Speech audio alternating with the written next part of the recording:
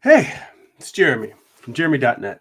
I'm a comic book artist, writer, creator, self publisher, and I share my creative process here with you online. If you enjoy these live streams, would like to get additional bonus live streams twice a month, you can become a Patreon subscriber for as little as $2 a month. Head on over to patreon.com/Jeremy. That's patreon.com/GERIMI. You also get access to a Patreon exclusive Discord server and an online digital archive. We can read my comic books digitally. If you'd like to get a free digital sketchbook, you can sign up for my free monthly newsletter at newsletter.jeremy.net. You also get work in progress animated GIFs and blog posts about what I'm reading, what I'm watching, what's inspiring me creatively. And if you'd like to purchase physical copies of my comic books, or if you're digitally on Kindle, you can head on over to amazon.jeremy.net. They'll forward you to my Amazon author page. You can pick up all my books there. All right. So this was a bit of a last minute setup. I wasn't sure if I was going to be up for doing a live stream. I don't know if you can tell my voice is a little bit raspy. I have been sick all week and it's been kicking my ass, and I was not sure if I was going to stream, but I wanted to power through and do a stream with you here because towards the end of December, I think probably the last week of December, first week of January, I'm probably going to take those weeks off since there's not going to be any streams there. So I wanted to at least show up for you guys a little bit here at the end of the year, try to finish out strong, or, you know,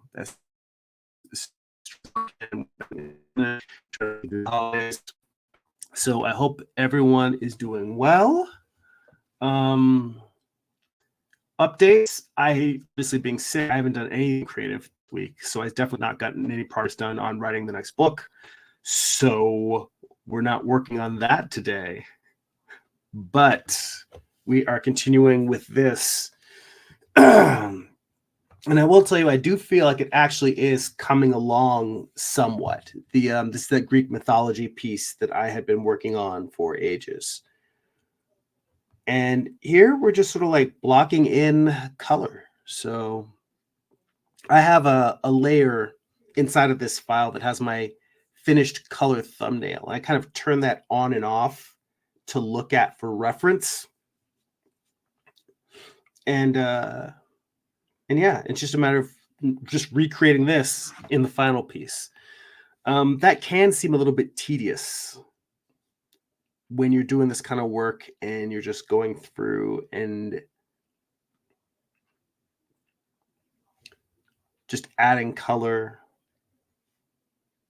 as needed.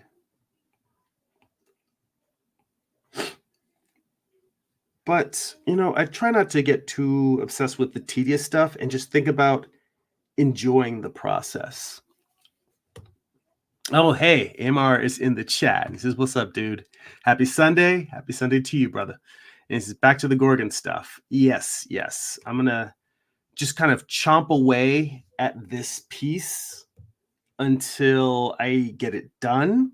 And I think, honestly, even if I were ready to start my next comic, I would want to get this finished because I have a bunch of unfinished sketches and ideas and pieces kind of lingering throughout my my tablet.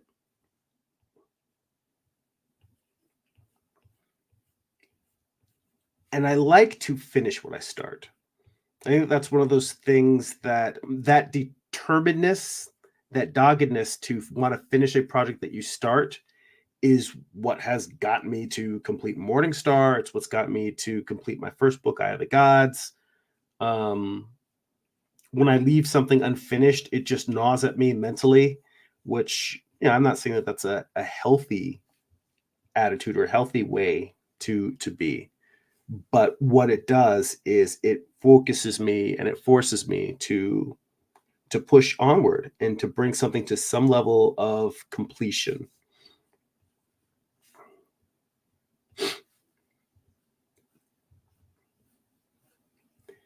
And I don't know how you guys feel about having unfinished projects, because I think we all have things that we started, we're really excited about, and for one reason or another had to bail on.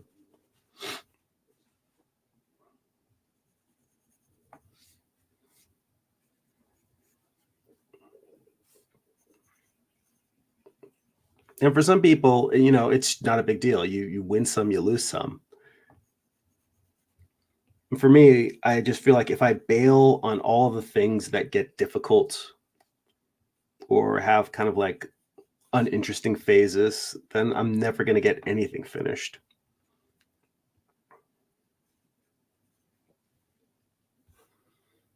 Let's see here. Amar said, "Did you see the free AI comic book creator tool I shared?" And he says, "I know it's not your cup of tea, but I found it interesting for ideation, for story, for one-off stories." And he says, "I hate all the unfinished ghosts I have haunting me. I hope to find a way to resolve them." Well, I mean, like you said, the AI art creation isn't my thing, but if that tool empowers you to finish stories that you've already started developing, then why not use it to finish up some of those unfinished projects? I mean, that's kind of the whole thing, that's supposed to be the upside of it for all of us who dislike the idea of removing some of that manual labor from our process. Because I mean, for me, the manual labor, kind of like this is manual labor. I'm sure that there's tools that could just automatically autofill my piece for me by analyzing the line art, but doing this by hand to me feels like it's part of the making. But if you've got unfinished projects, why not use those tools to finish your project? But I did see the tool, and I can see how it would be powerful and useful. And I'll tell you the reason for me. First off, the whole thing about the training models being trained on work that was not opted in, that was scraped. I don't think that we're ever, before we even get to whether an artist wants to use it or not, I think that we need to get past that issue, because building a tool on the labor of others, that to me still still feels like it's IP theft. That's the bigger thing. Whether someone should or should not use it's a separate topic. And I think that's a personal topic, because I think if we have an ethically trained AI model, people should just be like, all right, just use this tool, do this, have it do all the stuff I don't want to do.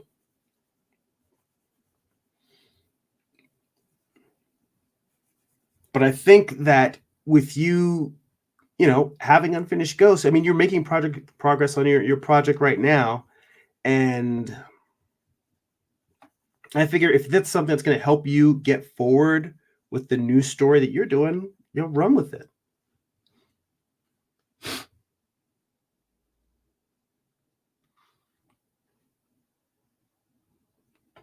Let's see here.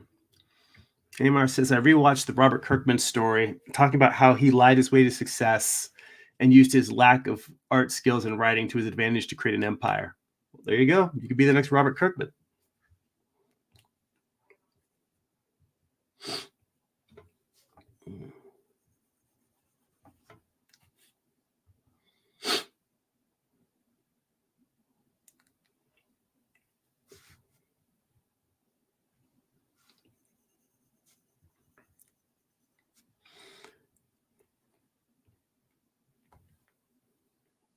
I think it will be interesting to see what the art world is like in 10 or 15 years with these tools, because I wonder whether people will continue to make art in a market that's already kind of oversaturated.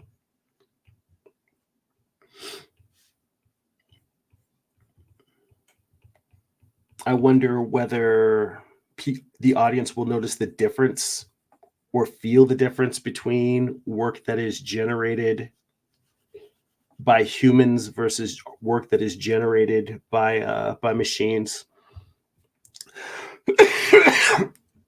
I mean, the world's already got plenty of art that's mediocre. Who's to say that there will be any difference between mediocre human art and mediocre AI art. It'll just be just more stuff on a pile.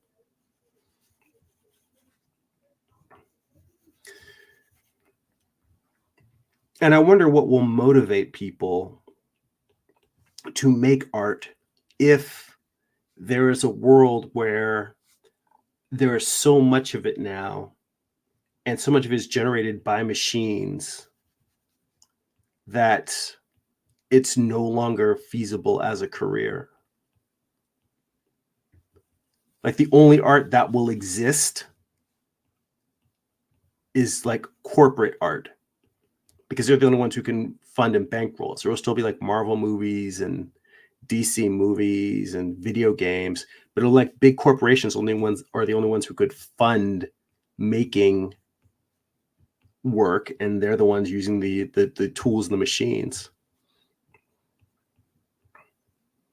And then what happens to people who make art? Because I mean, for me, the reason why the AI isn't my cup of tea is because it's this actual thing that I'm doing at this moment, this act of making marks and moving shapes around and moving colors around and changing values. The act of doing that by hand is, to me, the most interesting aspect of the entire process. And I wonder how that will change the creative landscape for people who can't make a living from art, but still have to do something creative.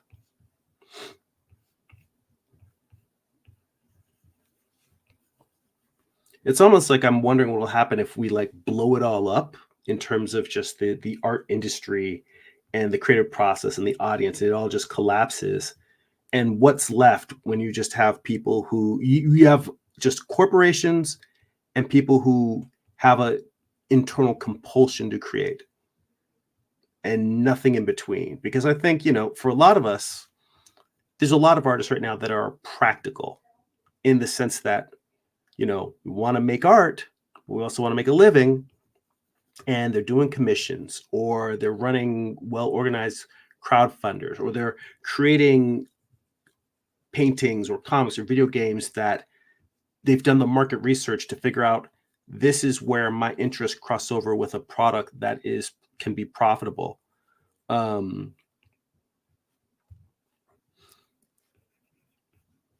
It'll be interesting to see what happens in an era that is post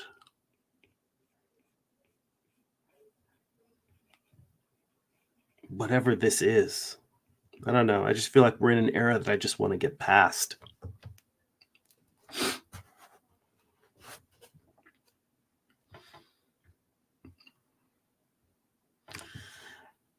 Well, I mean, you said, I see the artist argument as a weak argument because many artists do work for hire.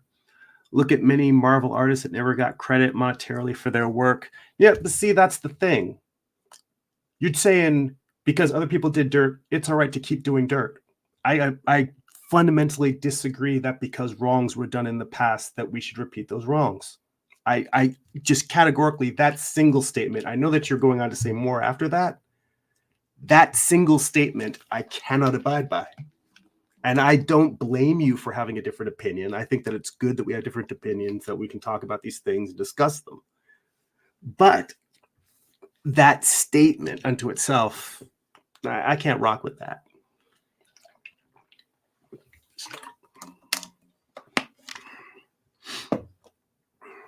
Now, I understand that working for hire does not mean that they should necessarily have ownership of the characters that they created, but I think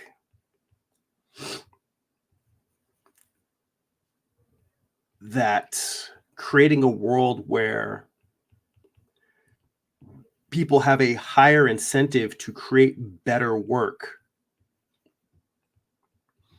when you have something that creates value long beyond the time that it was initially created, I think that's an area where having a vested interest for the creators becomes important.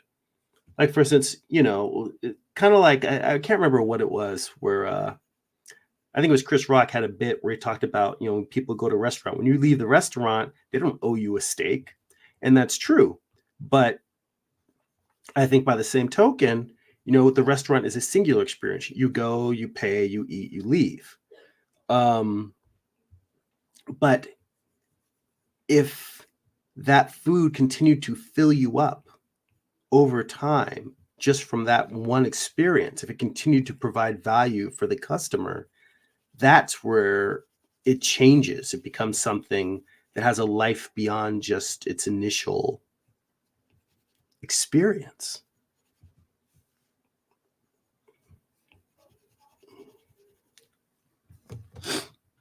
Let's see here.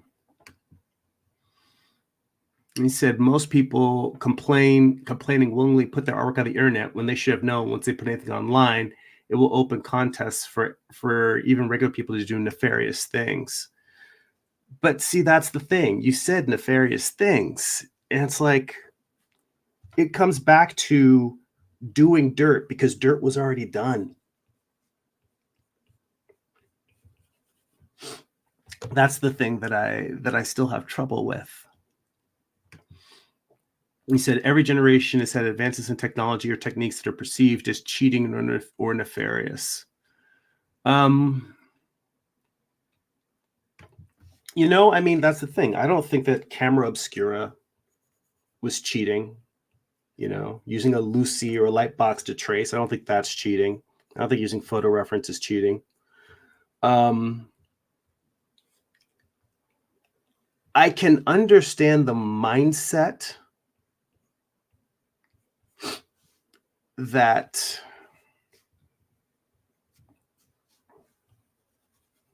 AI tools are just a natural extension of the creative process. But it feels to me like it is really removing oneself from the process now. Like the process of art making to me still involves actually making strokes and composing things by hand.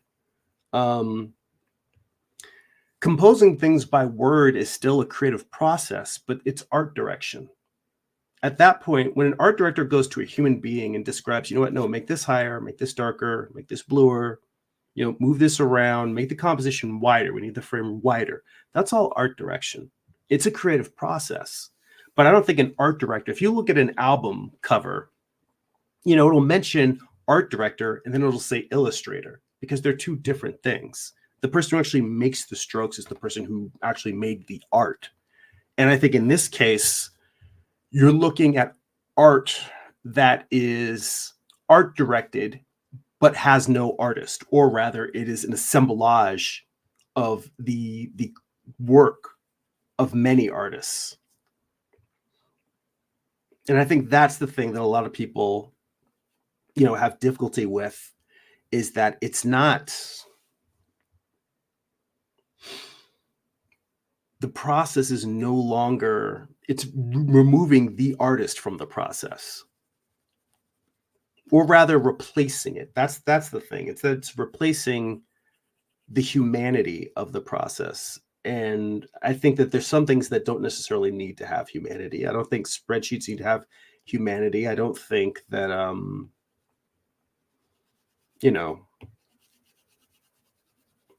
trying to think of something else that's very businessy and corporate that doesn't necessarily need to have humanity. And I'm having trouble thinking of something else right now. But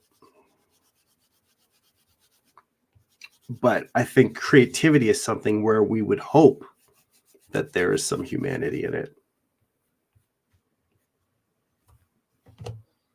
So let's see.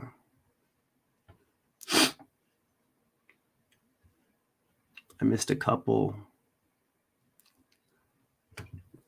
Amar said, in the end, the result is all that matters, and everyone thinks has stolen in some way to create the supposed style that they think is original to them.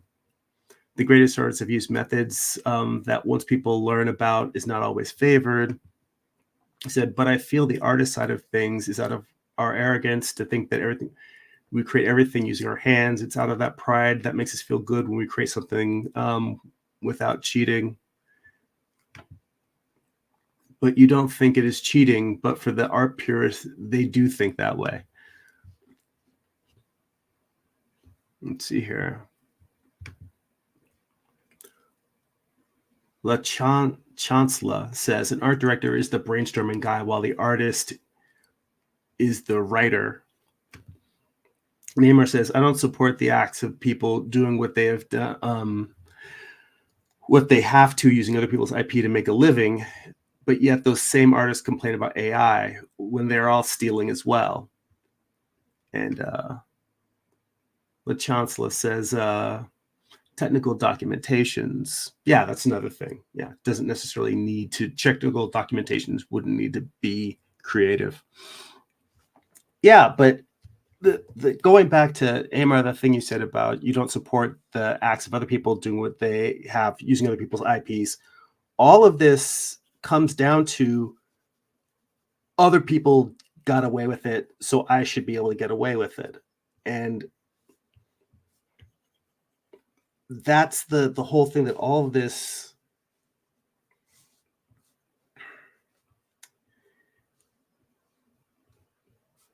I mean, I just figure people should use the tools that they want to use. And if anything, I think that if you're a champion of AI as a creative tool, the best thing that you can do is produce work with it that you feel justifies the use of AI, that really says this is something that's a unique vision that was created with these tools, and it stands out as something that is unique, and it's, it has a distinct personality to it. It has a distinct idea with it. I think that it's just a matter of producing the thing that you believe in. So training models aside and scraping aside, if you believe strongly in the technology, then use it to build something to make other people shut their mouths.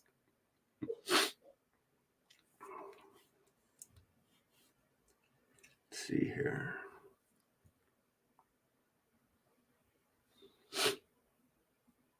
I think I may not have enough contrast in my piece. Oh, there's an extra contrast layer turned off. But even this layer,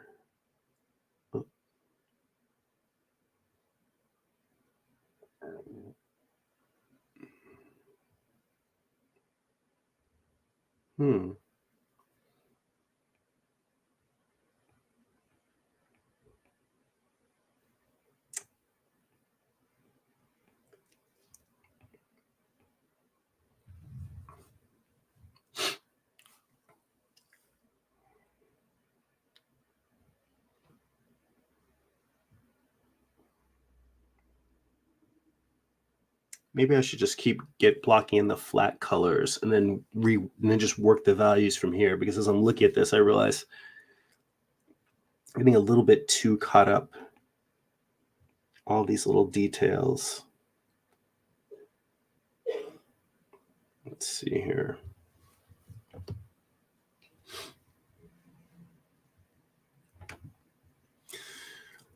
La Chancellor says, I think we are quick to give negative and positive connotations, even if it's not needed. Because ironically, we as humans operate with a yin and yang, a need for differentiation. Yeah, that's true. I don't think that it has to be. I mean, for the most part, my reaction to all of the AI drama has been sort of the legal part about scraping, I think, is wrong. But in terms of people using the tools, I figure people should just use whatever they want to use to create. It's more about like painting in oils versus acrylic or painting digital. And yeah, people used to say, well, painting digital is cheating. In the same way that like it feels like painting digitally is it's still the act of painting. That's the thing.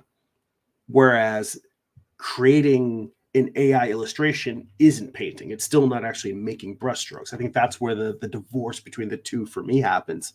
But if you take aside the training model issue, then I just look at it as it's another tool. And if you want to use it, use it. I'm not using it because it's not what I'm into, but I personally like don't care if other people use it. And I would actually like to read a completely, well, not completely, but I would like to read what someone thinks of as the best possibly generated version of AI slash human comics. Maybe it's something that's completely written by a human, but the artwork is all AI generated. Maybe something that's partially human, but using prompts to help work on the storylines or detail or different log lines. And then maybe some of the art is AI generated, some of it's photoshopped, some of it is something that goes through multiple iterations AI wise, some of it's something where they come and paint on top of it, or maybe they start a drawing, let the AI finish it. I would be generally interested to read something that someone would say, this is something that is a fusion of human and machine art, and just see what people think of it. I read it for myself and just judge and see whether I enjoy it, whether I connect with it. I'm up for that. But I'm not particularly interested in fighting a war about it. I'm more just sort of like, go do whatever it is you're going to do. Go make whatever it is you're going to make. Let's see here. I'm just trying to figure out, I'm just staring at this piece, trying to figure out what I want to do with the colors. And to be honest, I think I need to duplicate this piece that I'm looking at large, my thumbnail, my color thumbnail. And I kind of need to shrink it down and look at it in the corner while I'm working on this. Let's see here.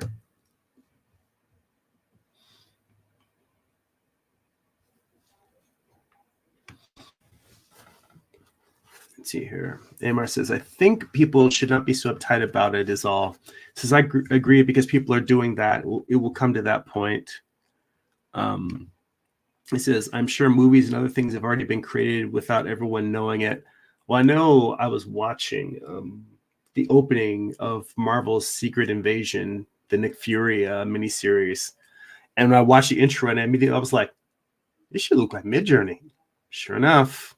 Yeah. And he says, I also dislike the hypocrisy people don't apply to themselves when they use the very tools to simplify their workflow in life. When they make everything ethical, and when the very things they take part in are not ethical or most ethical. And he says, I agree, the tool you like to use the tool you like to complete your project. Jay King is in the chat. Says, good day, brother and people. Good to see you too. I mean, I almost feel like at this point, I'm tired of the discussion, because I don't think the people that are pro AI are going to be talked out of it. I don't think the people that are anti AI are going to be talked into it. I think the people just need to get on with their lives and make whatever they're going to make. I think that the part of the conversation that is about defending or attacking one position or the other, I feel like that point is pretty much past. At this point, it's just a matter of how things work out in the courts. But beyond that, I don't really see much more to discuss. Let's see here.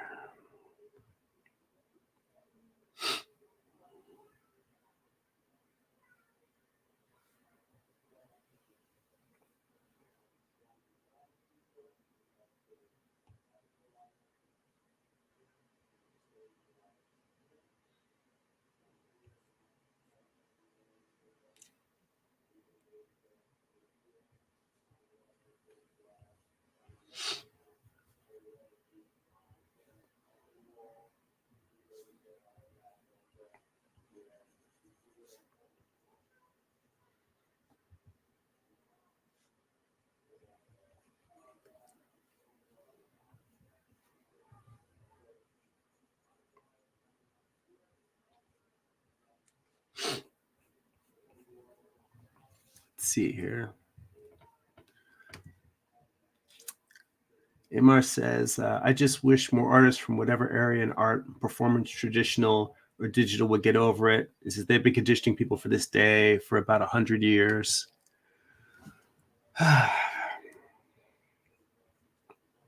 Let's see here. Jay King says, looks great, brother, and keep up the great job. I appreciate that. Thank you.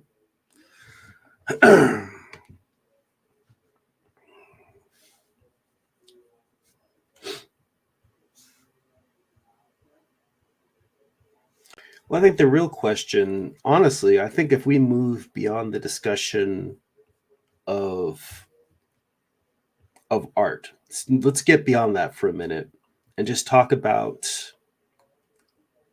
jobs and employment in general. And the real question of what's going to happen to society when we eliminate so many jobs with AI that no one is able to actually make an income, or very few people are. And it's not that I think that we should live in a perpetual welfare state, but when we create tools that just pretty much remove jobs from society, then we're going to have a massive employment problem, and that's going to lead to a massive crime problem, massive poverty and housing problem in a world where we already have a lot of crime and homelessness. And I mean, like, I live in California, and it is, I think, the home of the largest homeless population in the United States. And it's not pretty. And the idea of even adding to that simply because people can't find jobs. And I remember seeing somebody made a post somewhere on social media where they said basically, let me get this straight. The only job I can get now is flipping burgers, but robots get to sit around making poetry and paintings all day. They're like, how the fuck is that fair? I think it's just more about the fact that it feels like we're moving away from a human-centric world.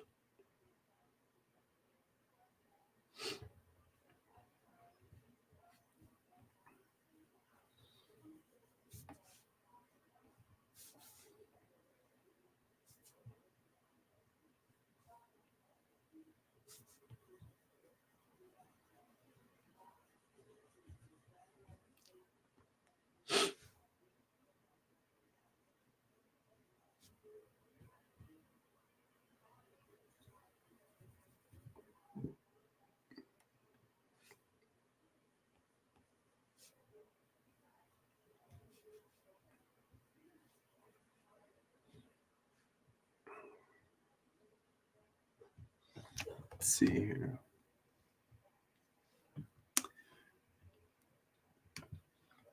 Amar says the very thing artists are supposed to be is open-minded and free thinking, but we can be rigid in some areas in regards to art or creativity. It says, for me, this started with the Industrial Revolution and this automated societies. This automated society already began, especially in Asian countries. It says in tech, this has already started. Even in fast food restaurants like McDonald's, it has automated cashiers. Yeah, but the question is, where does that lead to? I think that it's a big part of, like, I'm sure you've seen that meme about comparing AI to Jurassic Park, where they say people have been so busy asking if they could do something, they never stop to ask if they should. And I think that people are saying, in terms of the use of the tools, is, should we? Just because we could, does this make our lives better? I will tell you, Photoshop has made my life better. Digital painting has made my life better. I am skeptical if AI tools will make my life better, in the sense that the things that it makes easier are the things that I still prefer to do myself. and it's removing the capacity to make a living doing something that's compelling. Because other than that, I'm like, I might as well just work in a doctor's office and just push papers.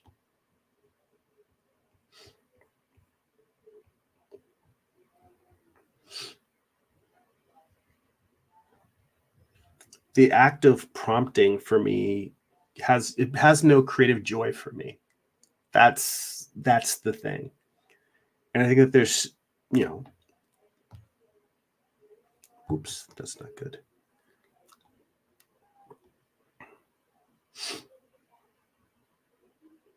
I think that's one of the challenges there is you want to have something that, brings some joy. I know at least I do.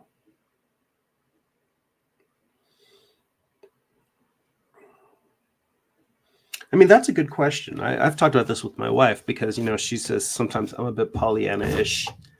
Not a lot of people, most people don't do something that they enjoy for work. For them, work is work, and they bust their ass, and they come home, and they bitch about how much the job sucks, and they come home and try and get some rest and joy, find a little peace, and gear up if I have to go and do it again.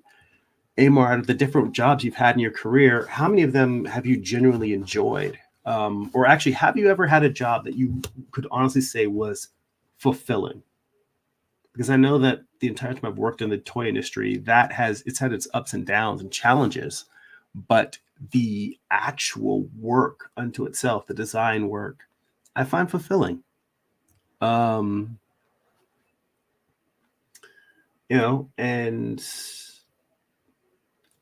I've had some jobs doing some animation, not working full time, but found that fulfilling. Let's see here. A couple more comments here. Let's see. Amar says, well, it's not fair, but once we open the box, you can put it back.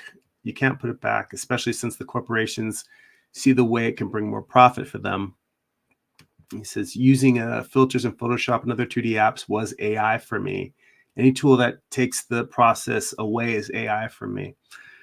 I mean, I feel like that it takes the process away is AI for me. That's the for me part. Because I think for a vast number of artists that are not you, the tools like, for instance, being able to do content aware fill, where it just in paints the background when you lasso it and you want to delete something, and it'll paint in what would theoretically be behind it. That's obviously AI. I think that's where you get to something where, yeah, that's AI unto itself. But stuff like, it just feels like, to me, the experiential gap between lassoing something, or let me put it this way, the gap between taking an object, selecting it, adding the drop shadow filter, then having it add a filter, like add a shadow, and then you changing how dark or light the shadow is, changing the color of the shadow, doing these things, twisting the, setting the specs so that it looks like what you want to me, that feels so fundamental. Like, to you, it feels like they're right next door. They're the same thing. For me, the idea of applying a filter to one piece of thing versus creating a whole painting just by text, even if it's completely off and you have to do a lot of configuration, repair, photoshopping, or even just iterating and typing in multiple things to get that thing, the two feel like worlds apart to me. And I think that is the thing for a lot of artists. It really feels like it's removing so much of the creative process. Let's see here. I see Thiago in the chat says, as a Brazilian speaking, art is really underappreciated over here, specifically draftsmen or even cartoonists. For, say, he states, where I live, I only get 45 minutes per week to art class. And with AI, I saw a lot of talented artists being fired because they find someone that could do that with AI. Yeah, I think that is the big argument, is that a lot of artists feel like their own art has been used to teach a machine how to replace it. And I think that's, like when you talk about the whole horse and buggy thing, and how if you'd asked people before the automobile what they wanted, and they said they wanted a faster horse, I don't think the people necessarily felt like that car. They don't feel like the horses were training the car, or the horses stole from the car in order to figure out how to operate and take the horses' jobs. And the horses weren't getting paid anyway. They were getting fed, but they were being put to work. Let's see here.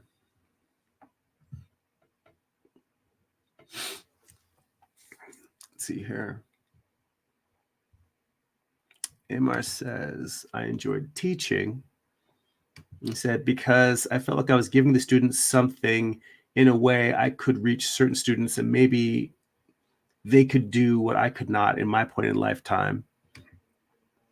And I say that because I started out as a keyline paste up where I had to use a ruler and camera and film. It was as tedious as if I was a purist. If I would see, as tedious as it was, if I was a purist, I would see it as something that would take a job away from me. And since that is what happened to the artists that learned these skills in the 60s and 80s. Well, I am curious, if you were a teacher now, what would you be teaching? What would you be teaching students? Would you be teaching them the art of prompting for AI? What would be the skill set?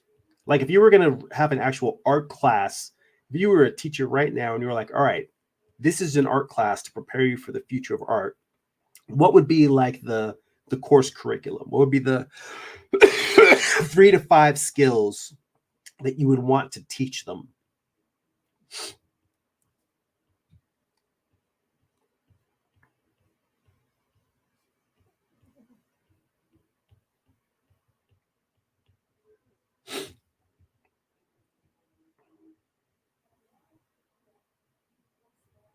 I feel like I am wasting my time by painting the snakes in, because I feel like I'm going to come in here and paint dark values, some more values into the statues. I'm going to end up painting over a lot of this anyway.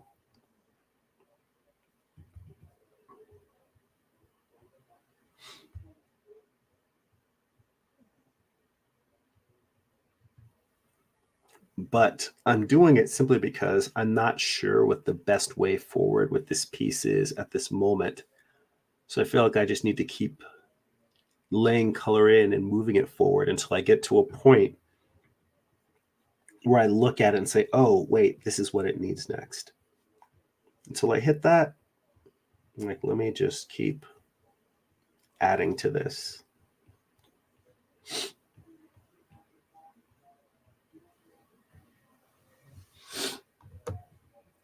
Let's see here.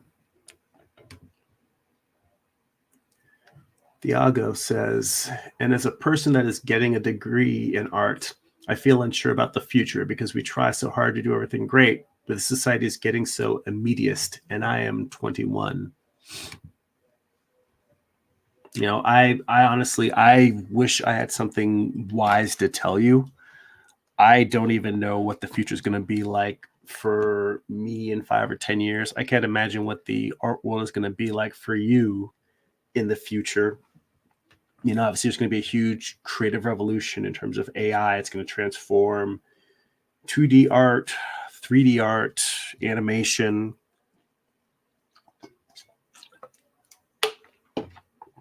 I mean, if I were to go all in into just the idea that it's a tool and nothing else, it might be that the days of making marks is just a phase in the human and creative evolution. And it might be that in the future, art is about dreaming. It's just closing your eyes and dreaming, and then the tools manifest whatever we dream, whether it's an animation or a sculpture or a picture for us to look at. I mean, I can see that as a future possibility. And like I said, I much prefer the mark making, but just because I prefer it, I don't mean that's what I get. I mean, life is full of me not getting what I prefer. So I got to make peace with that.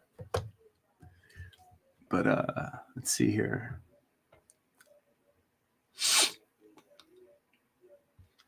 I see Spark Art in the chat. Hello, Spark Art. Thanks for joining us. How you doing?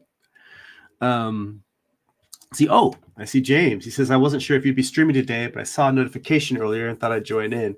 Yes, I apologize for not posting. I thought that I had set up this stream either last week or earlier in the week, but I've been sick all week, and I don't know if you can tell from my voice, it's a little raspy. I was not even sure until this morning if I was gonna do it, but I figure at the end of the month, I'm probably gonna take the last week off in the first week of January. So I wanted to get a few more streams in with you guys before the year was out. Let's see here. Let me scroll back up. Let's see here.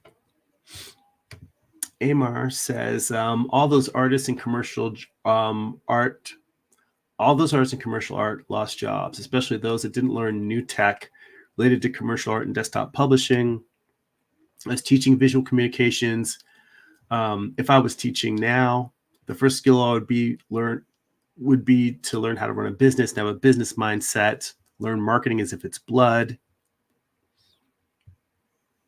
Let's see here.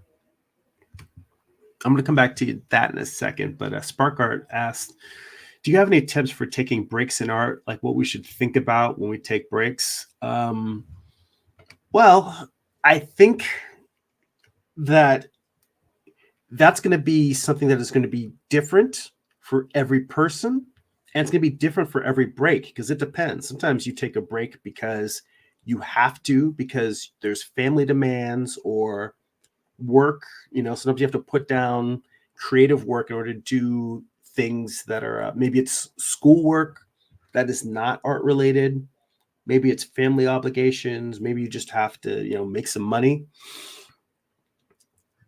And you might not be able to stop thinking about art the whole time you're doing it. You're just, desperately wanting to get back to your creative process. But sometimes you might be a little bit burnt out or tired, or in my case, I was sick. And I find that the way that you phrased the question, what should we think about when we're taking a break? I don't think that there should be a should. I think that it's good to just leave space for your mind to wander. I think that if you decide that you want to just play some video games and relax, that's good. I think if you want to just read books or watch movies about things that are interesting to you that you want to explore, that's also good. I think that if you feel a need to be productive, then maybe it's reading books or watching documentaries or tutorials about aspects of creativity that you want to get better at. Maybe you want to become better as a writer. So you listen to audiobooks or read books about the writing craft. Maybe there's a particular rendering technique you've never been good at and you want to, watch demos on a particular rendering technique or art documentaries. I think that taking breaks means allowing your mind to do what recharges you. That's the most important thing, is that it recharges you emotionally and recharges you physically.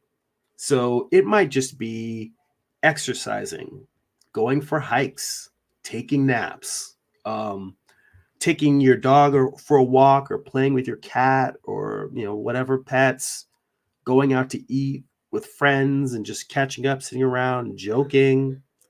Um, I would say that, with the exception of like looking at tutorials, getting off of social media, I think, is probably a good thing for breaks. Excuse me. Because obviously, I mean, I'm in front of a screen right now. You guys are in front of a screen watching me. Beyond that, I think we all spend probably too much time in front of screens these days. So being able to get outdoors and get away from that is helpful.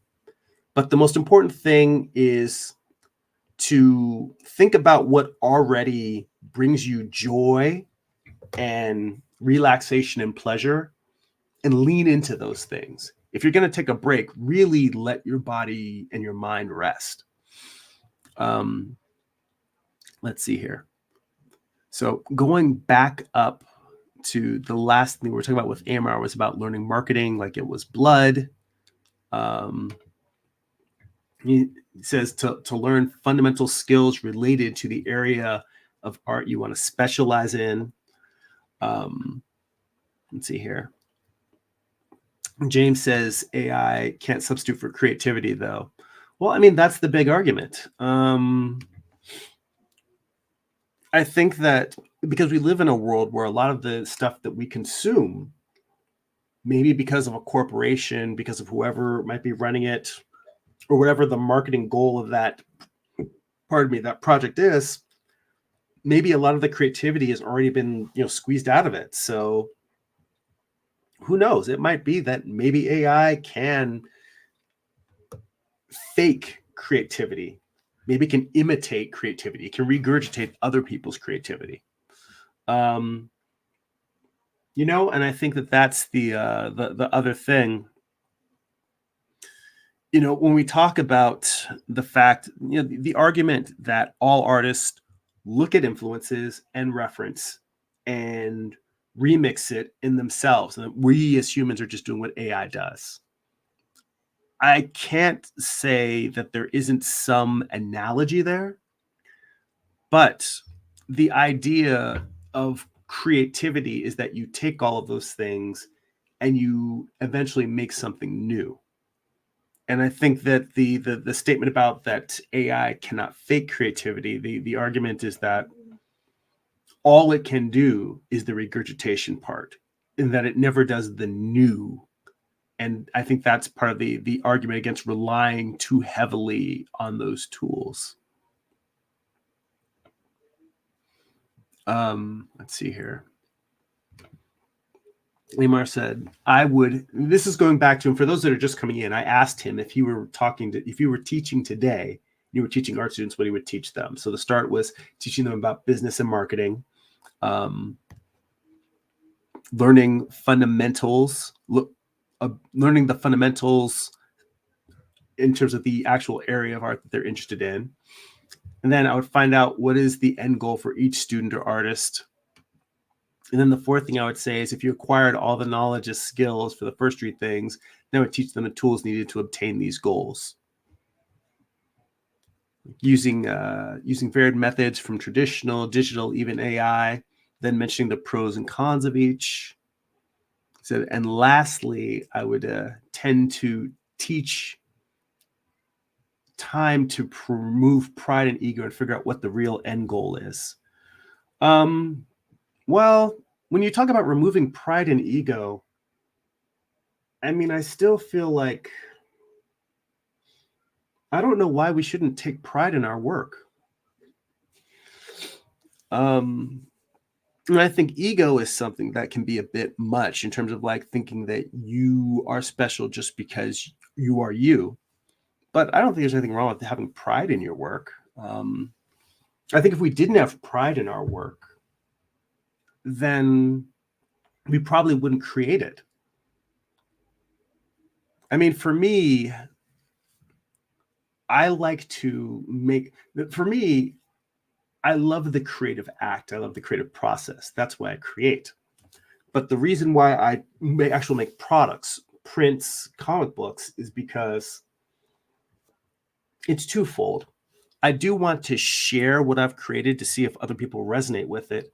But also, if it resonates with people and if I'm able to profit from the thing that I made, then it allows me to spend more time doing the thing that I love. Because right now, I mostly spend my time doing my day job and have almost zero time to actually do, personal artwork, do things that are really just for me. And I would like to do more personal work. So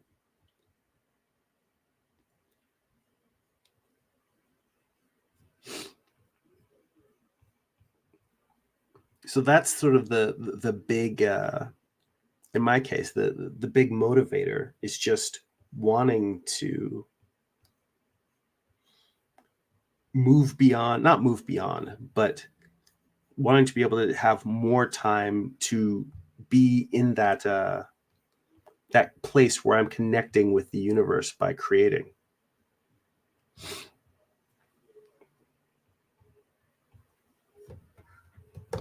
Let's see here. Let me scroll back up.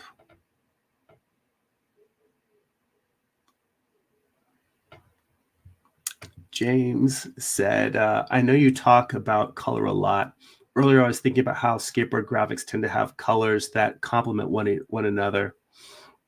Yeah, it's funny because I talk about color, but I talk about it because it's something I struggle with, not because I am a master at it. Um, and that's actually something that when it comes to other content that I look at, I tend to look at videos and tutorials. Like Marco Bucci, I got to see him talk about his process and I think a color demo that he was giving at Lightbox Expo. He's somebody who I definitely go and look at his work and the feedback and the process that he has sort of explaining color, because color is complicated, although it doesn't seem like it should be. It seems like it should be very simple. It should just be value plus saturation, but it's so much more to it. It's emotional. Let's see here. And ArtSpark said, like when you burn out, break, in terms of the conversation about, taking breaks. If you have a follow-up, feel free to ask. I think I answered that question pretty thoroughly, but if there's anything I didn't touch on, feel free to ask. And by the way, we're getting to we're getting to just about the top of the hour here. So I'm probably going to be wrapping up the stream soon. So if people have some more thoughts they want to touch on, now's a good time to mention it. Let's see here. Jay King says, teach, brother. I think that is aimed at Amar. Sounds like you might need Amar. Maybe that's what you should do, is just create a digital course for today's artists or today's art student, like what you would teach art students today. That might be the thing that you could create that would fund all of your other projects. Because obviously, in a world where creatives feel very threatened by AI, I mean, that's maybe a way to think of it, is what if you were talking to like a 16-year-old high school kid who was busting his ass and actually had some drawing chops. I mean, still had a long way to go, but was really talented for his age, but looked at AI and almost said, like, why even bother anymore? If you were to create a course for that kid, like, what would you tell that kid? That sounds like that could be something that's very, very powerful. Like showing somebody a way forward in the face of something that most people see as a threat. Let's see here. James says, I'd recommend Beautiful Losers if you're looking for art documentaries. Oh, I have never heard of that documentary, so I'm going to write that down because I want to check it out. See what that is. Beautiful Losers.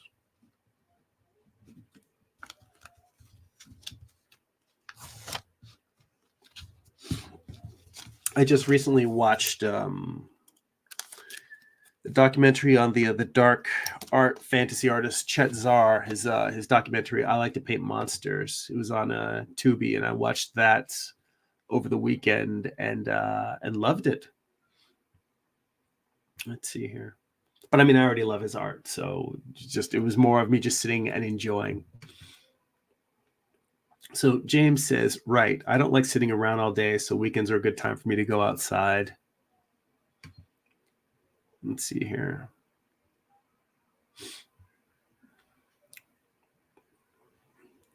So let's see. Before Amar said, lastly, I would teach time to remove pride and ego to figure out what the real end goal, which is to complete and deliver. So teaching them the importance from learning by completing something and delivering it to the audience or client. And then he said, what is creativity really? Creativity is generated from ideas from things you've seen in the past and present, which may present itself in our subconscious. He said, we live to repeat and relive and repeat again. So in the doing of what we think is creative, most people are just repeating what they've already seen and then unconsciously repeating it as if it was new. When nothing is new, just new to the person that has not seen it before. Well, I mean, if that's the case, I mean, here's the thing.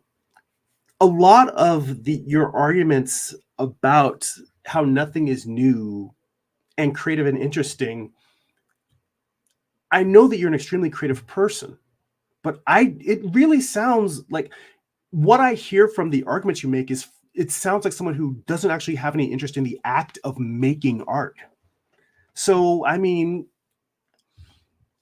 I don't understand necessarily why you make art. I mean, you could just go into banking, you could go into finance, you could go into the stock market. I mean, you've done web development, you could keep working in tech.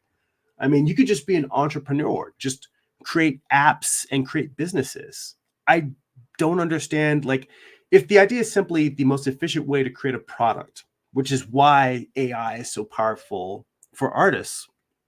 If it's just about creating a product and doing it in an efficient way, it sounds to me like your skills specifically would be better suited to entrepreneurship, like moving completely out of the art sphere and just starting businesses.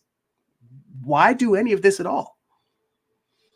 And I bring that up because the thing that artists say is creativity, and the thing that artists say the AI takes away from them is the act. There's something about the actual act of sculpting or making marks or brushing a stroke along canvas. The act unto itself, that's the thing that most artists tend to cherish, even when it's difficult. It's the thing that we pursue. It's the thing that we have a problem with AI feeling like it isn't. When a human being regurgitates, a human being is interacting with it. By interacting with, even if it's doing a master study of something that's come before. When a human being interacts with something, it's almost like when you talk about physics. When a human interacts with it, the human is changed and the thing it interacted with is changed. Whereas it doesn't feel like that happens with AI. And I think that that's the thing that so many people have trouble with.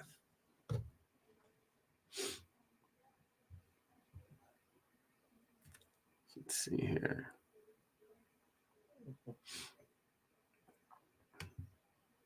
And Jay King says, thank you, brother. Thank you as always. It's always good to see you too, man. James says, I see it as a way of stimulating my imagination, in a way of entertaining ideas and exploring them. Let's see here. And Amar says, I've been doing art for many decades, so art is a part of my life for me. But the ideas related to possible IP, that is work. So doing regular art is not work for me.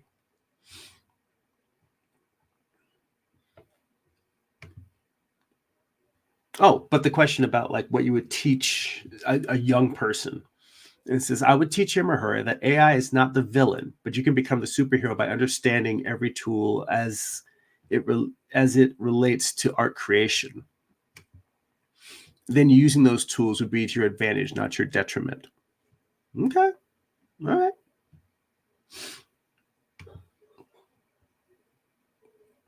Let's see here. Omar says, but the editor needs to save money. Well, I mean, I wouldn't worry too much about the editor. The editor, I mean, when you're talking about like Marvel and DC, I mean, I'm sure the editor has to have a budget for each of the books that they're working on, but I wouldn't look at it so much like the editor's one trying to save money. I would look at it more in terms of like the entire corporate structure is the one trying to save money.